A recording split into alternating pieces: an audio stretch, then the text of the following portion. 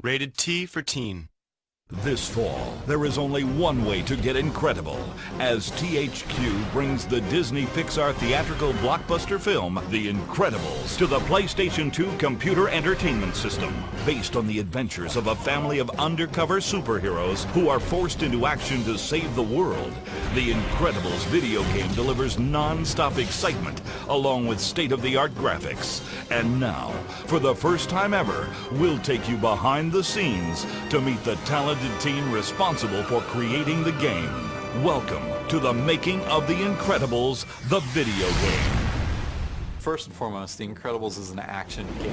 You're playing 5 different player characters, and they're all very different from each other in terms of their move sets, in terms of their combat abilities.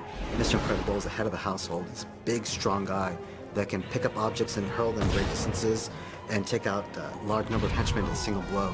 You also get to play his wife, Mrs. Incredible, whose ability is to change her shape and stretch enormous distances, like plucking guys out of midair or grabbing a hook that she can use to swing across. They have 2 children, and you get to play either Dash, who's their son, who can run at supersonic speeds and avoid blasts and just run great distances, or their daughter, Violet, whose 2 abilities are to either turn invisible or form a force field on her. So in her levels, you get to use a lot of stealth.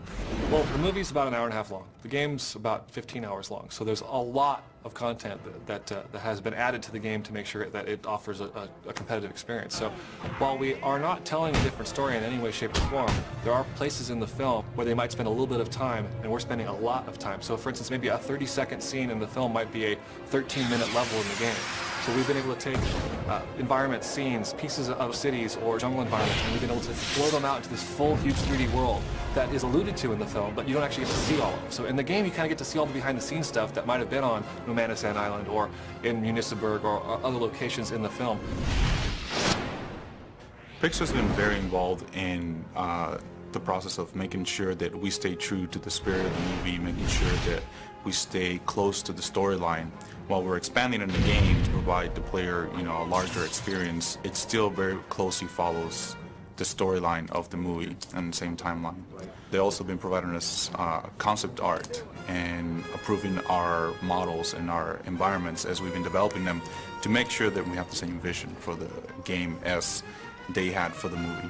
They would ask us a lot of questions. What does this look like, or how should we do this, or can we drop this to make this other level work?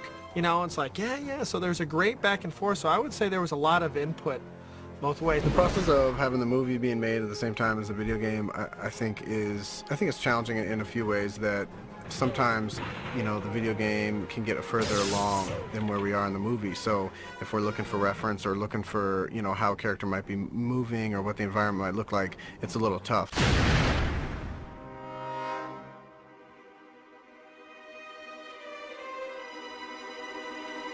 The music overall for The Incredibles is kind of a 60s orchestral jazz thing.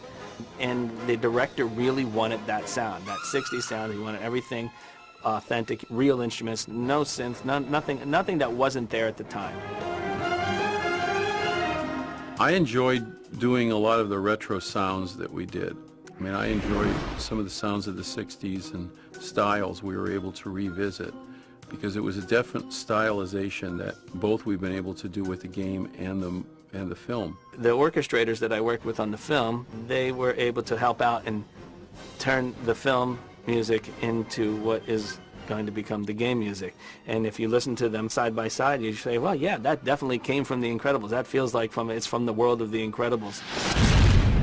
People play games for a lot of different reasons. One of them is because they want to be transported to another world. Well, we're taking you to the Incredibles world, and we're letting you be incredible. Be the Incredibles, if you will. When you look at the quality of the film and the quality of the game and the amount of variety and great graphics, amazing places, a very distinct look and feel and style, it's got everything that you want out of an interactive entertainment.